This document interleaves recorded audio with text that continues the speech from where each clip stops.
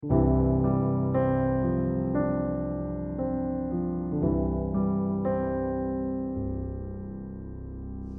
틈새 예배 오신 여러분을 진심으로 환영하고 축복합니다. 네, 오늘 틈새 예배는 오늘부터 시작하는 구역장 건찰 수련회랑 동시에 이제 진행이 됩니다. 그렇다고 해서 이제 구역장 건찰 아닌데 난 들으면 안 되나라고 생각하시면 안 됩니다. 왜냐하면은 오늘 나눌 것은 공동체에 대한 것, 우리에 대한 것이기 때문입니다. 그래서 보면은 우리 충신교회는 공동체지요.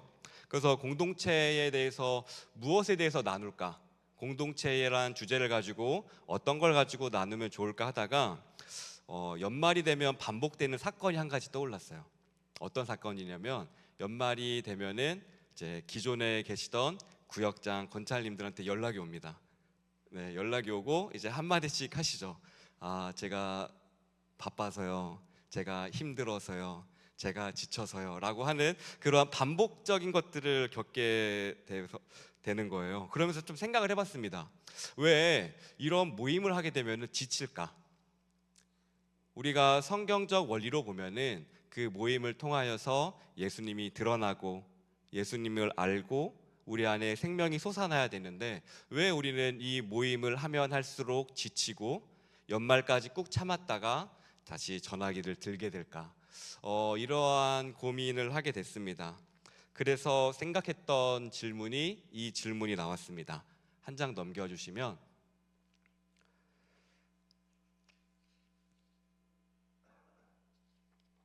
네, 여기에 없군요. 어떤 질문이 이 질문입니다. 구역은 왜 존재하는가? 라는 질문입니다.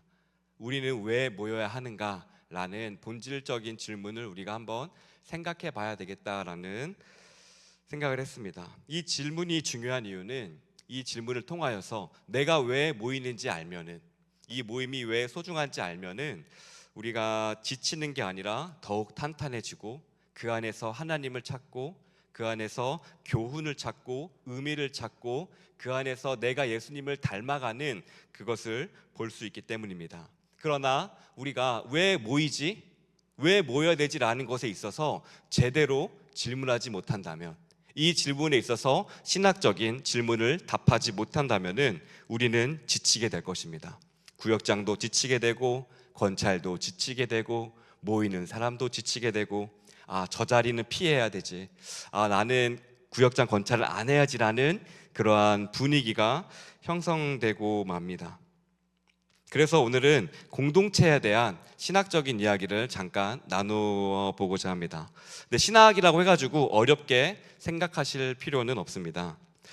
신학이라는 것은 우리가 이렇게 일상 경험하는 것을 우리의 언어로 풀어보는 시간이기 때문입니다. 그러므로 더불어 신학은 우리가 살고 있는 삶을 해석해주는, 그리고 어떤 게 더 우선순위가 정해주는 거기 때문에 오늘 이 시간을 통하여서 공동체를 바라볼 때는 이런 우선순위로 바라보는 게 아니라 이런 우선순위로 바라봐야 되는구나라고 하는 올바른 우리가 관점을 통하여서 공동체를 더 사랑할 수 있는, 더 섬길 수 있는 우리가 되기를 바랍니다. 그러면은 첫 번째 보면은 한 장 넘겨주시면 이렇게 한번 적어봤어요. 공동체의 위기, 우리는 왜 지쳐가는가? 우리는 왜 연말 되면 참았다가 저 지칩니다, 다른 분으로 바꿨으면 좋겠어요 라고 하는, 왜 이러한 것들이 반복되는가라는 질문입니다. 솔직하게 여쭈어보고 싶습니다. 구역 모임이 오게 되면은 여러분들은 어떠한 마음이 드십니까? 어떤 분은 설레는 마음이 들 수도 있고, 또 어떤 분은 또 준비해야 되네 라고 하는 그런 마음이 들 수도 있을 것 같습니다. 그러면 이번에는 구역장 분들에게 한번 질문을 드려보고 싶습니다. 구역 모임 전날 보통 무엇을 하시나요? 어떤 분은 간식 준비하시기도 하시고, 어떤 분은 이번 주 뭐 나눠야 되지라고 카톡을 보기도 하십니다. 그리고 또 한 가지 질문 드리고 싶습니다. 구역 모임 마치고 돌아올 때에 정말 잘 모였다, 정말 내 안에 기쁨이 있다라고 느꼈던 그러한 모임들이 어느 정도 되시는지요? 우리는 이 구역 모임이 주님께서 불러주신 그 섬김이 아니라 업무처럼 느낄 때, 이거 해야 되지 라고 하는 의무처럼 느끼기 시작할 때에 우리 공동체는 이게 힘들어지고 이렇게 좀 형식화가 되는 것 같습니다. 우리의 나눔은 어떻게 보면 보고서가 되기도 하고, 기도는 순서, 당신 차례 당신 차례야 라고 하는 순서가 되기도 하고, 그리고 우리의 관계는 어느새 관리로 바뀌게 됩니다. 인격적인 관계보다 누가 오고 안 오고 무슨 일이 있는지라고 하는 것이죠. 왜 이렇게 될까요? 이것은 우리의 신앙의 게으름의 문제나 우리가 신앙이 부족해서요 라고 하는 그런 차원의 문제가 아닙니다. 어쩌면은 이것은 공동체란 무엇인가, 우리가 왜 모여야 되는가라는 이 본질적인 질문이 흔들려 있었기 때문이었을 수도 있습니다. 이 질문에 우리가 답할 수 있다면은 우리는 이 공동체를 사랑하고 흔들리더라도 버티고 또 그 공동체의 모임을 통하여서 향하신 하나님의 열매를 바라보게 될 것입니다. 그래서 오늘은 이 질문에 대해서 같이 나누어 보고자 합니다. 공동체는 무엇인가? 구역이란 무엇인가? 우리는 이 공동체를 아끼기 위해서 어떻게 해야 되는가? 같이 좀 살펴보도록 하겠습니다. 먼저 우리는 공동체를 어떻게 이해하는지 한번 살펴보면 좋을 것 같습니다. 많은 분들이 교회를, 이 공동체를 조직으로 이해하고 계신 것 같습니다. 조직이라고 하죠. 조직에는 구조가 있고 역할이 있고 성과가 있습니다. 이것을 회사 용어로 돌려보면 구역장은 팀장, 권찰은 부팀장, 팀원 이렇게 되겠죠. 조직적으로 운영되는 교회들을 살펴보면은 관리 목록이 있어요. 출석률, 새가족 등록하면 하고 주일에 왔는지 안 왔는지, 그 일이 생기면 연락을 하는지, 그러한 관리에 그러한 것들이 있습니다. 근데 이러한 것들이 나쁜 게 아닙니다. 왜냐하면 관심의 표현이고 사랑의 표현일 수도 있기 때문입니다. 그런데 중요한 것은 이러한 것들이 모임의 전부가 되게 된다면 교회는 더 이상 우리의 한 몸이 되는 것이 아니라 조직으로 바뀌어 버린다는 것입니다. 그냥 잘 돌아가는 시스템이 되고야 마는 것이죠. 시스템은 효율을 추구합니다. 누구 왔어? 안 왔어? 출석률? 헌금했어? 이거 모였어? 안 모였어? 효율을 추구하죠. 근데 우리가 이 교회의 이 시스템이 중요하기도 하지만 중요한 것이 있습니다. 본질적인 것. 영혼은 효율로서 돌봐지지 않는다라는 거예요. 우리의 공동체는 영혼들의 모임이지 그러한 시스템을 돌려서 효율을 만드는 공동체가 아니라는 것을 우리가 먼저 알아야 할 것입니다. 그러면은 제가 질문 한 가지 또 드려보겠습니다. 구역원 중에 갑자기 연락이 안 됐을 때 여러분들이 들었던 첫 번째 생각은 무엇이었습니까? 하면 걱정이셨습니까? 아니면은 관리가 안 되네라는 느낌이셨습니까? 그 첫 반응이 우리가 이 교회, 이 조직을 어떻게 이해하는지를 보여주고 있습니다. 나는 과연 우리의 모임을 조직이라고 생각하고 있는지, 그리스도의 몸이라고 생각하고 있는지, 시스템을 돌리고 있는지, 아니면 관계를 통하여서 씨름하고 있는지, 우리는 이 질문에 한번 서봐야 될 것입니다. 그러면은 성경은 교회를, 우리 공동체를 무엇이라고 말씀하고 있을까요? 이렇게 얘기합니다. 조직이 아니라 몸이다. 한 몸이라고 성경은 말씀하고 있습니다. 에베소서 4장 그리고 고린도전서 12장을 보면 그리스도가 머리가 되고 그리고 몸의 각 지체는 각 역할을 수행한다고 합니다. 하지만 수행하는 것뿐만 아니라 생명을 나눈다는 것을 보여주는데요. 성경 있으신 분들은 에베소서 4장 16절 한번 찾아보면 좋을 것 같습니다. 없으신 분은 제가 읽어드리도록 하겠습니다. 에베소서 4장 16절. 머리이신 그리스도에게서 온몸이 각 마디를 통하여 도움을 받음으로 연결되고 결합되어 각 지체의 분량대로 역사하며 그 몸을 자라게 하며 사랑 안에서 스스로 세우느니라. 이것은 내 역할만 잘해야지 라고 하는 것이 아니라 이 안에 생명이 솟아난다는 것을 성경은 말씀해 주고 있어요. 이게 바로 조직과 우리 공동체 모임의 가장 큰 차이입니다. 조직에 부품이 고장나면 어떻게 되죠? AS 센터 가면 됩니다. 그냥 고장난 부분만 고치면 돼요. 그런데 몸이 아프면 어떻죠? 팔 아프다고 팔을 잘라서 다른 걸로 고치나요? 그렇지 않습니다. 이 아픔을 같이 나눠야 됩니다. 이 아플 때 밥 먹다가도 생각나고 느껴지고, 잠잘 때에도 생각나고, 그리고 팔이 아프면은 어깨도 결리는 것 같고 등도 아픈 것 같고 모두가 아프다는 것을 보게 되죠. 그러니까 그 아픈 지체를 몸이라고 한다는 것은 너만 바꾸면 돼라고 하는 게 아니라 모두가 그 아픔을 함께 나눠진다는 거예요. 이게 바로 교회의 공동체가 보여주는 한 가지 모습입니다. 전체가 그 모습을 함께 나눠요. 관리하는 것처럼 너만 빠지면 돼, 자르지 않아요. 용납하고 이해하고 그 부담감을 같이 나눠지게 되는 것이죠. 언제까지요? 그 지체가 회복될 때까지, 내 팔이 회복될 때까지 같이 그 아픔을 나눠야 하는 것입니다. 구역이 몸이라면은, 우리가 성경이 말하는 몸이라고 한다면 그렇게 하는 것이 맞습니다. 한 분이 힘들 때 구역 전체가 그 짐을 나눠 들어야 합니다. 한 성도의 아픔이 구역장의 아픔이 되는 것, 그게 정상이라는 거예요. 한 성도의 구역원의 아픔이 내 아픔이 되는 거, 그게 정상이라고 하는 거예요. 우리는 이것을 피하려고 하는데 정상인 것을 피하려고 하는 거예요. 우리는 삶이 있고 생명이고 공동체입니다. 그것은 그 아픔을 같이 느껴야 된다는 거, 그 짐을 같이 나눠야 된다는 거, 이것이야말로 우리가 몸인 증거라는 것 기억하셔야 됩니다. 우리가 구역 모임을 하면서 한 번도 그 짐을 나눠지지 않았다, 한 번도 누군가 인하여서 내가 아프지 않았다로 한다면 우리는 한번 되돌아봐야 됩니다. 나는 과연 하나님 말씀에 순종하여 몸으로 살고 있었는가? 그러면은 이 건강한 공동체, 몸이라고 하는 공동체의 모습은 그러면은 오늘날 우리에게 어떻게 표현이 될까요? 우리는 세 가지로 좀 살펴보고자 합니다. 첫 번째로 코이노니아라는 겁니다. 코이노니아. 한때 이 코이노니아란 말이 한국 교회에서 굉장히 유행한 적이 있었습니다. 뜻하면은 교제라고, 친목이라고 번역할 수가 있습니다. 그런데 코이노니아를 그런 식으로만 이해하게 되면은 그냥 친목 모임이 돼버립니다. 뭐 밥 먹고 식사하고 이야기하면 끝나는.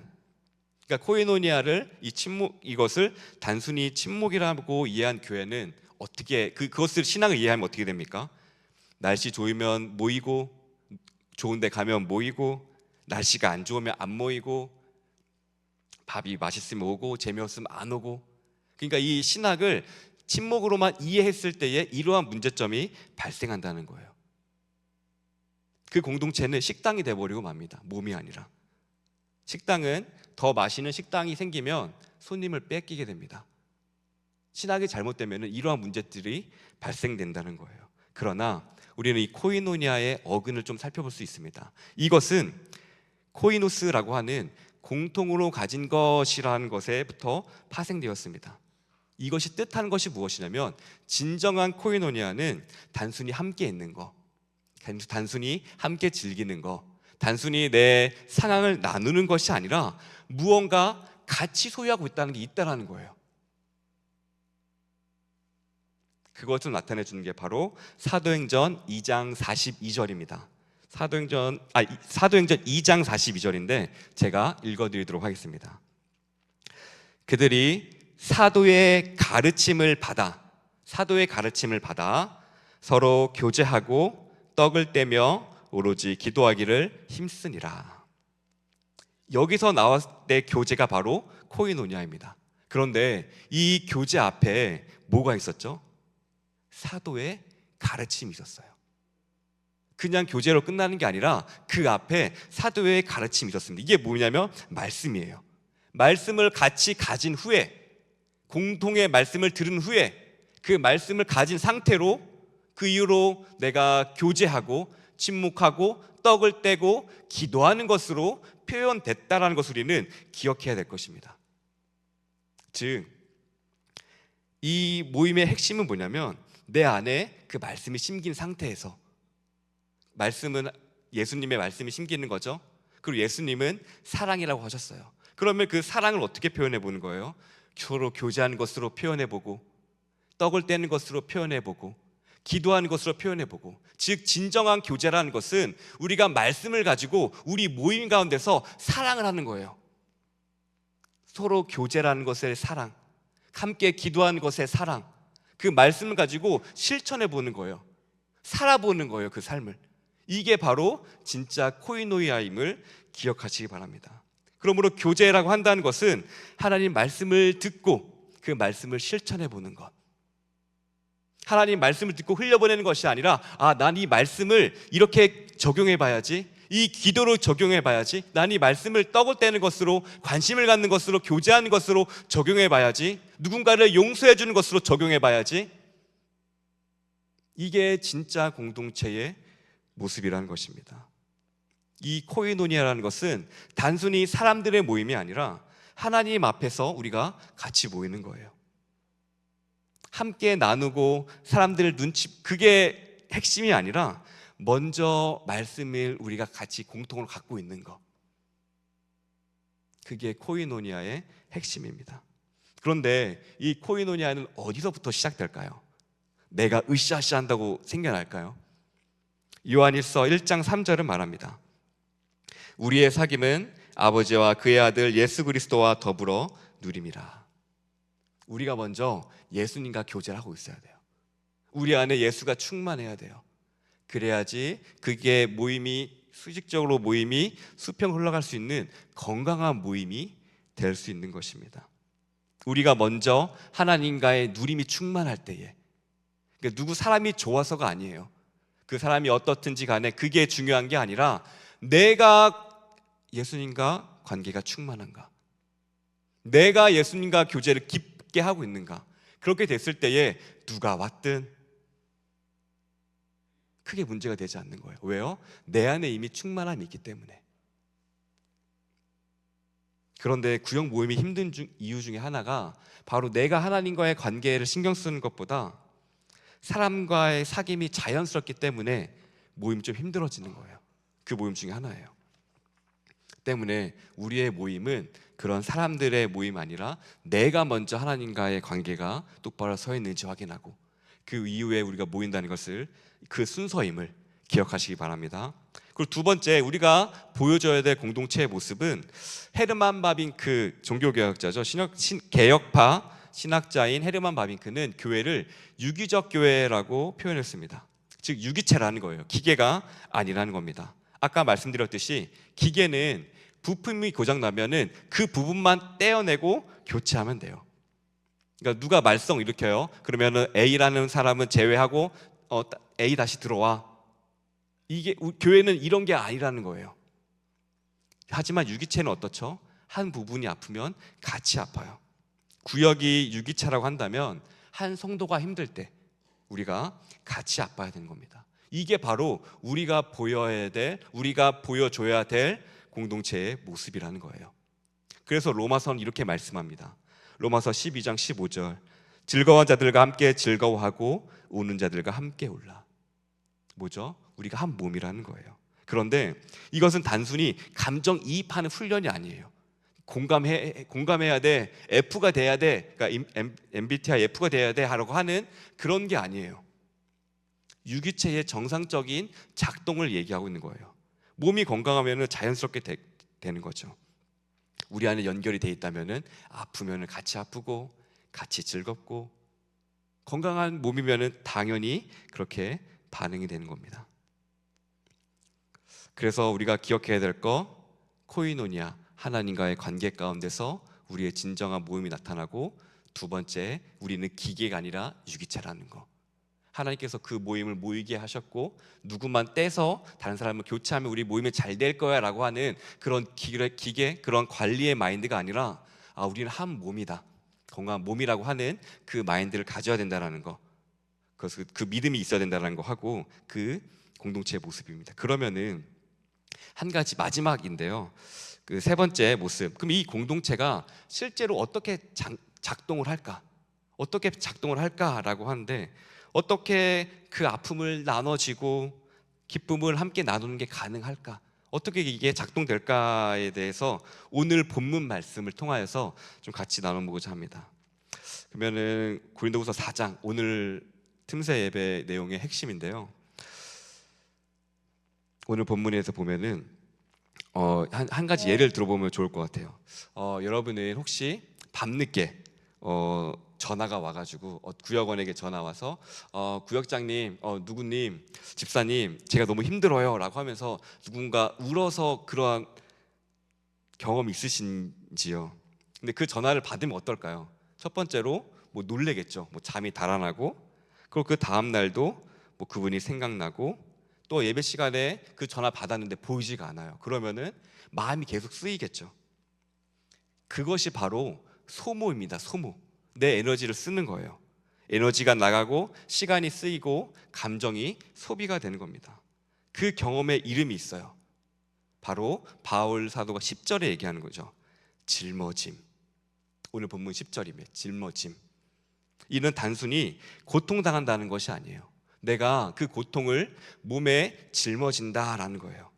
짐꾼이 등에 무게를 지고 가듯이 그 무게가 온몸으로 느껴지는 것입니다.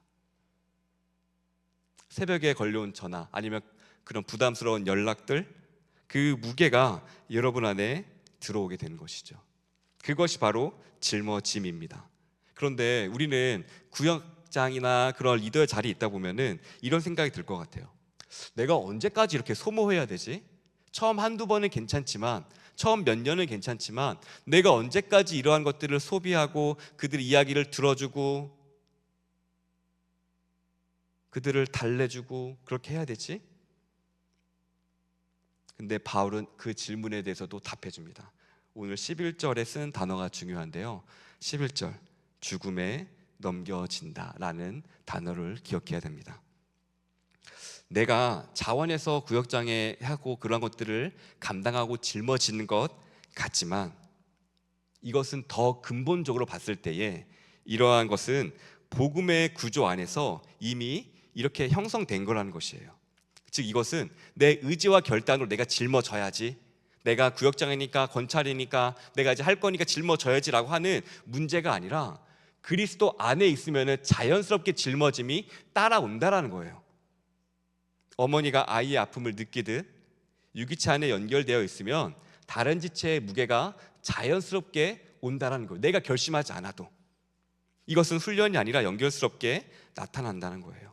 그래서 12절에 바울은 이 모든 것의 방향을 이렇게 명시합니다. 사망은 우리 안에서 역사하고 생명은 너희 안에서 역사하느니라. 이것이 바로 그 하나님 십자가의 사역의 방향입니다. 소모한다는 것은 어느 한 방향으로 흘러요. 그러니까 뭐 예를 들면 구역장이 구역원들을 위해서 소모하고 공동체적으로 흘러가는 모습.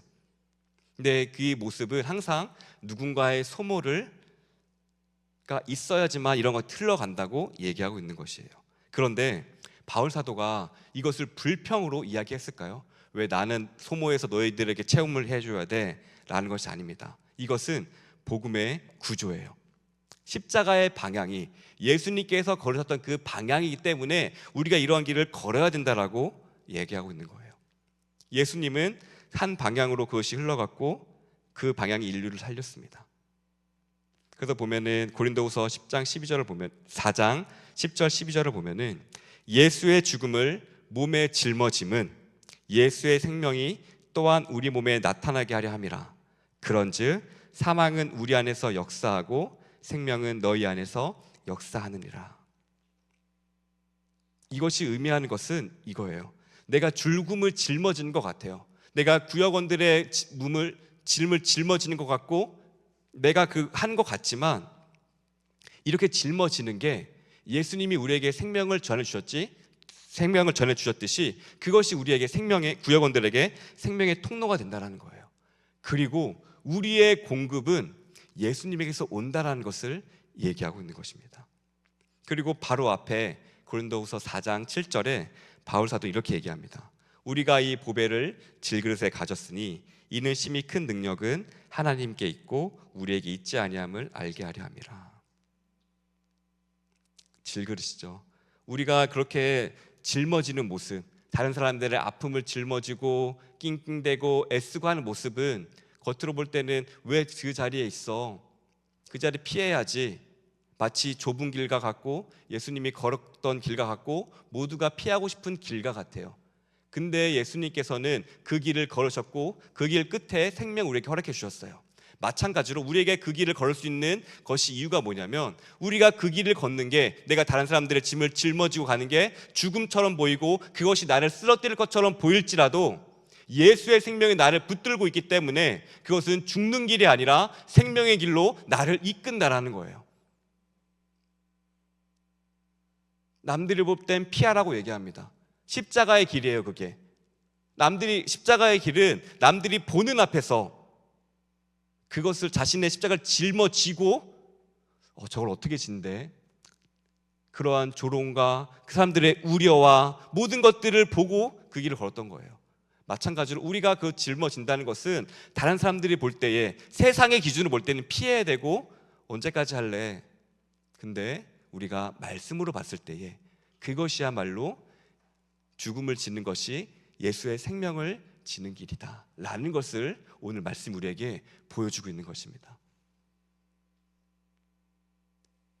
바울 사도는 그 소모하는 거, 짊어지는 거, 그것이 낭비가 아니라고 얘기해요. 그것이야말로 그렇게 보여지는 모습이야말로 말씀의 눈으로 보았을 때에 생명이 흐르는 통로라고, 그것이 생명이라고, 그것이 우리 몸이 진짜 갖춰야 될 모습이고 우리가 따라야 될 예수님의 모습이라고 오늘 말씀 우리에게 밝혀주고 있는 것입니다. 이것이 복음의 작동 방식이에요. 겉으로 볼 때는 짊어지고 쓰러지고 죽는 길 같으나 말씀으로 그 상황을 똑같이 다시 보니까 그 길이야말로 죽음을 짊어지는 것 같지만 예수의 생명이 나타나는 길이구나. 똑같은 현상을 보더라도 말씀을 통해서 보니까 이게 달리 보이는 거예요. 우리가 가야 될 길인 거예요. 우리가 말로만 십자가 좁은 길을 가겠습니다라는 것이 아니라 실제로 그 길을 가는 거예요. 그리고 그 길이 생명이다. 나를 죽이지 않는다. 내 안에 무한한 생명을 만들어낸다. 생명의 통로가 된다 라는 것을 오늘 말씀이 우리에게 보여주고 있어요. 그리고 한 가지 덧붙이고 싶습니다. 그리고 바울 사도는 이어서 16절 이렇게 이야기합니다. 우리의 겉사람은 낡아지나 우리의 속사람은 날마다 새로워지느니라. 우리가 짊어지는 자리, 소모되는 자리, 그 자리 같은데 그 자리에서 가장 깊어지는 사람, 가장 새로워지는 사람이 바로 나라는 거예요. 내가 짊어지는 것 같고 내가 낡아지는 것 같고 내 자아가 사라지는 것 같고, 그런데 지나고 보니 내가 예수로 말미암아 새로워졌구나. 나의 죄된 모습이 죽어지고 진짜 예수님 닮은 모습이 드러나는구나. 우리의 사람이 새로워진다라고 말씀하고 있어요. 그러니 내가 짊어진다고, 내가 소모되고 있다고 두려워하지 마시기 바랍니다. 그 비워진 자리를 하나님이 채워주세요.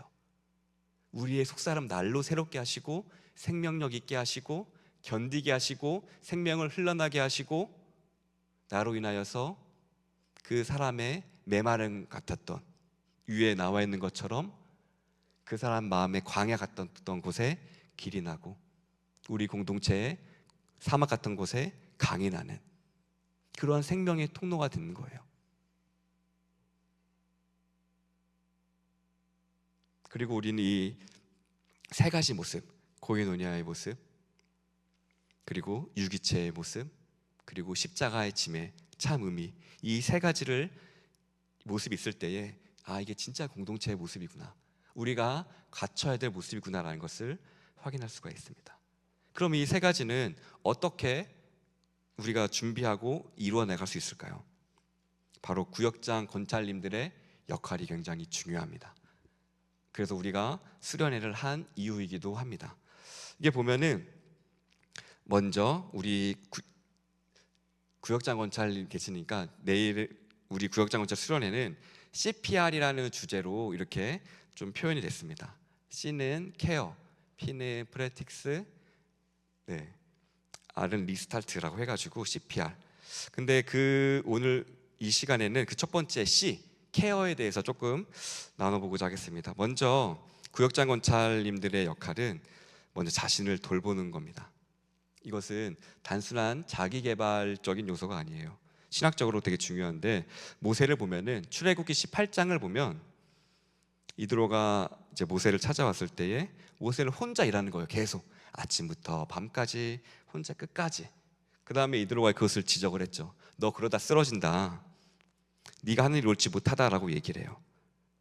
그러니까 하나님의 뜻을 행한다고 모세는 생각했거든요. 아침부터 밤까지 내가 다 책임지는 게 맞아. 모세의 생각에는 그게 하나님 일을 행하는 것이었어요. 하지만 이드로가 볼 때에는 그것은 하나님의 방식에 벗어나 있었어요. 그래서 하나님께서는 이드로를 통해서 모세에게 말씀하시죠. 나눠라. 너 혼자 다 짊어지지 말고 나눠라. 모세가 그 말을 따랐을 때 어떻게 됐을까요?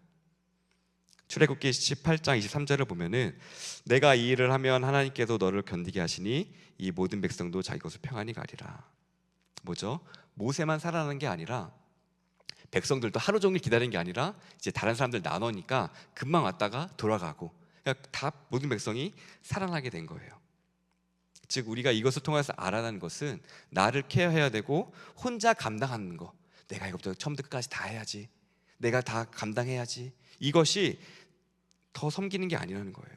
나누는 것, 그리고 사람을 키우는 것, 이것이야말로 더 많은 생명을 흘러보낸다는 것입니다. 근데 빈 그릇은 나눌 수 없죠. 하나님께 먼저 받아야 나눌 수 있습니다. 그리고 우리는 P는 내일 담임 목사님께서 이제 구역장 권찰 오신 분들에게 이제 어떻게 구체적으로 행할지에 대해서 말씀을 해주실 거고, R은 우리가 다시 시작하는 거, 결단하고 기도하고 하는 것으로 하는 것입니다. 그런데 이러한 리더에게 주어진 것보다 먼저인 것이 있습니다. 그리스도인으로서 그것이 없으면 공허해진데, 그것은 바로 하나님과 우리의 관계를 다시 한번 세우는 거예요. 예수님께서 베드로에게 내 양을 먹이라, 그러니까 구역장 권찰을 세울 때, 리더를 세울 때 하기 전에 무엇을 말씀하셨습니까? 내가 나를 사랑하느냐, 내가 나를 사랑하느냐, 내가 나를 사랑하느냐 3번 말씀하셨습니다. 이 질문은 베드로에게 얼마나 뼈아팠을까요? 불과 며칠 전에 예수님을 3번이나 부인했던 사람에게 3번 물으신 겁니다. 예수님은 베드로의 과거를 그냥 지나친 게 아니라, 묻어두는 게 아니라 그것을 마주하게 하면서, 3번을 통하여서 마주하게 하면서 나를 사랑하라고 물으시는 거예요. 그리고 그 3번의 질문 끝에 무슨 일이 일어났습니까? 예수님께서 드디어 말씀하시죠. 내 양을 먹이라. 예수님께서는 자신을 3번이나 부인한 사람을 포기하지 않으셨어요. 그 상처 입은 자를 회복된 대로 사오시고 다시 목자로 세우셨습니다. 베드로는 그날 이후 하나님과 예수님과의 관계를 다시 세움으로 말미암아 두려움 없이 설교했고, 오순절에는 3,000명이 돌아오는 공동체를 살리는 자가 되었습니다. 이것이 바로 예수님의 방식이에요. 나는 과거에 실패했고, 나는 리더십이 없고, 사람들과의 관계에서 이런 거 잘 못해.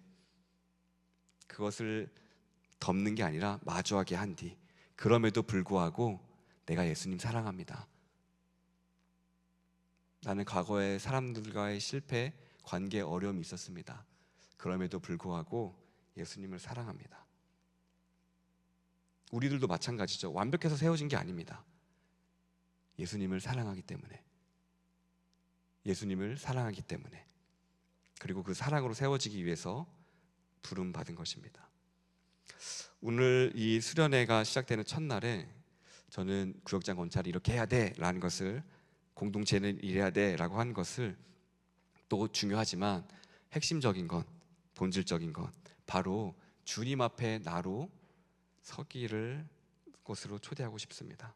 이제 좀 이야기를 맺도록 하겠습니다. 우리가 공동체라는 것은 우리가 열심히 만드는 것이 아닙니다. 우리가 말씀을 듣고 그 말씀을 사랑하고 살아내고 사랑함으로 그냥 자연스럽게 이루어지는 거예요. 사랑하면. 그리고 구역은 프로그램이 아닙니다. 몸이죠. 코이노니아. 그리고 내가 짊어짐으로 예수의 생명이 흐르는 그러한 통로입니다. 오늘 수련을 이 말씀으로 시작한 이유가 있습니다.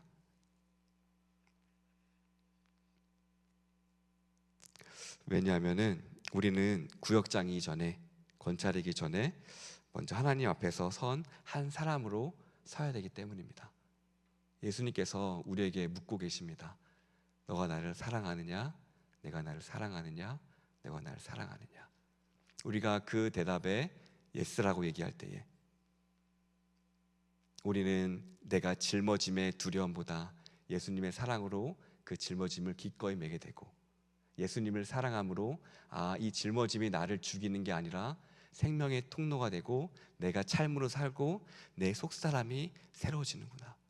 죄된 나의 모습 가운데서 옛날에는 똑같은 상황에 처하면은 불평불만 나오는 죄된 나의 모습, 옛날에는 상황이 좀만 내게 불편하면은 그 사람을 미워하고 했던 그 죄된 나의 모습에서 그 짊어짐으로 말미암아 죄된 나의 모습이 죽어지고 예수의 모습이 사랑이 나타나는 그 은혜가 저와 여러분 가운데 있기를 주님의 이름으로 축원드립니다. 아멘. 네, 기도하겠습니다. 사랑이 많으신 하나님, 감사합니다. 오늘은 공동체가 무엇인가에 대해서 같이 말씀을 나누었습니다. 공동체는 우리가 말씀을 가지고 그 말씀을 살아낸다는 것, 그리고 서로의 짐을 짊어지고 그것을 통하여서 생명을 흘려보낸다는 것, 그리고 그 짊어짐은 나를 죽이는 것이 아니라 내 안에 죄성을 죽이고 예수로 살아나게 한다는 것을 배웠습니다. 하나님, 우리가 공동체를 섬기고 이뤄가는 데 있어서 기대감을 갖게 하시고 예수님께서 우리를 통하여서 행하실 길을 내실 주님을 기대하는 우리 모두가 될 수 있도록 은혜를 더하여 주옵소서. 감사드리며 예수님의 이름으로 기도합니다. 아멘.